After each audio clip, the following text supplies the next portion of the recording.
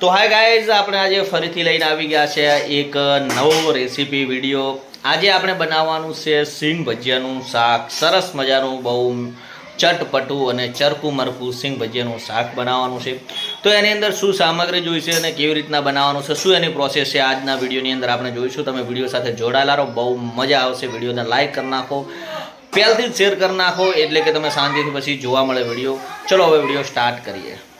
તો આ બધી છે આપણી સિંગ ભજીયાના શાકની સામગ્રી। જે એમાં છે સિંગ ભજીયા, 2 છે ડુંગળી, 2 છે ટામેટાં, લસણ, આદુનો ટુકડો, 2 લીલા મરચાં અને બીજી છે કોથમીર। તો હવે આને આપણે ઝીણું ઝીણું સમારી દઈશું પહેલાં, અને પછી આગળની પ્રોસેસ કરીશું। તો આપણે હવે લસણને આદુને એકદમ કૂટી લઈશું, ઝીણું કરી દઈશું। તો આપણે ડુંગળી કાપી નાખી છે એકદમ ઝીણી ઝીણી। આમાં મરચું કાપી દીધું છે, આમાં ટમેટાં છે, આ કોથમીર છે અને આ આદુ અને લસણ લઈ લીધું છે। તો પહેલું આપણે તેલ લઈ લીધું છે। તેલ ગરમ થઈ ગયું એટલે આપણે રાઈ નાખી। હવે આપણે જીરું નાખીશું।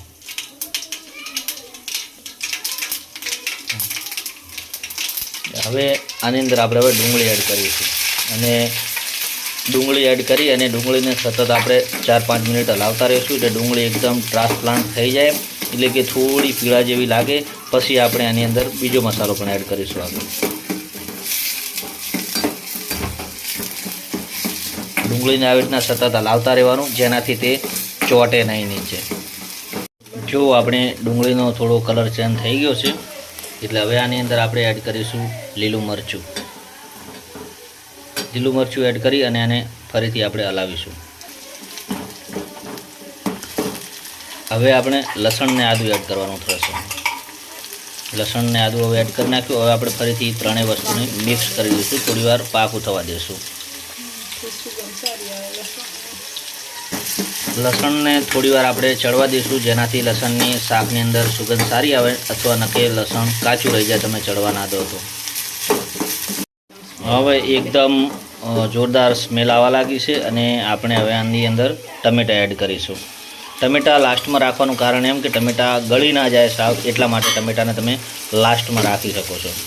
આની અંદર તમે જો આવી રીતના ડુંગળીના કટકા અને ટમેટાના કટકાથી ના કરવા માગતા હો, તો તમે આની પેસ્ટ બનાવી શકો છો, અને પછી પણ તમે આને મિક્સ કરી અને આમાં નાખી શકો છો। તમારે એવી રીતના પણ બનાવી શકો છો। હવે આને આપણે એકદમ ટમેટું થોડું લૂઝ થઈ જાય ત્યાં સુધી એકદમ મિક્સ કરતા રહીશું। તો હવે આપણું આ બધું કમ્પ્લીટ મિક્સ થઈ ગયું। એની અંદર હવે આપણે મરચું ને એવું નાખી દઈશું। આની અંદર ગરમ મસાલો નહીં નાખો તો પણ ચાલશે, અને આપણે સ્વાદ પ્રમાણે મીઠું નાખી દઈએ।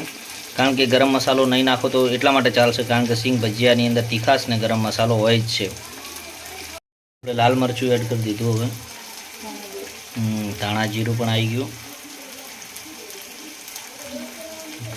અને હવે પાછું આને ફરીથી મિક્સ કરી દઈશું।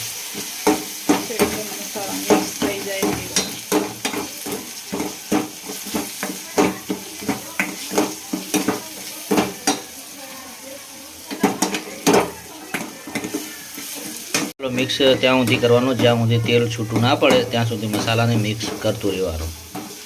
હવે આપણે આમાં લાસ્ટમાં થોડું પાણી નાખવાનું છે, ઘણું નહીં, અડધો ગ્લાસ જેટલું જ થોડું પાણી નાખવાનું છે।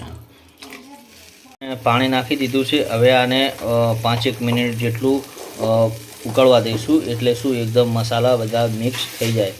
પાણી શું એકદમ પેલું ના રહે અને બધું મિક્સ થઈ જાય। થોડી વાર આપણે ચડવા દઈશું જાળીવાળું સીબું લગાવીને, એનાથી શું વરાળ અવર જવર થતી રહે એટલા માટે। તો ચલો, આપણો મસાલા એકદમ મિક્સ થઈ ગયા અને પાણી પણ એકદમ બળી ગયું છે। હવે આપણે આમાં લાસ્ટ સિંગ ભજીયા એડ કરી દઈશું।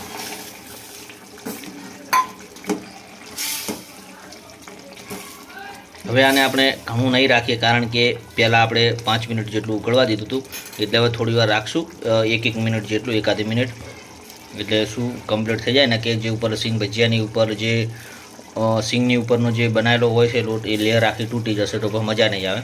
આપણે કોથમીર એડ કરી નાખી અને 1 મિનિટ જેટલું રાખી અને લઈ લઈએ। આને તમે રોટલી, ભાખરી અથવા રોટલા સાથે પણ ખાઈ શકો છો। તો આપણું સિંગ ભજીયાનું શાક હવે સરસ મજાનું તૈયાર થઈ ગયું છે। વિડીયો ગમ્યો હોય તો લાઈક કરો, શેર કરો, સબસ્ક્રાઈબ કરો અને તમે પણ ટ્રાય મારો આવી રીતના જ ઘરે સિંગ ભજીયાનું શાક બનાવો.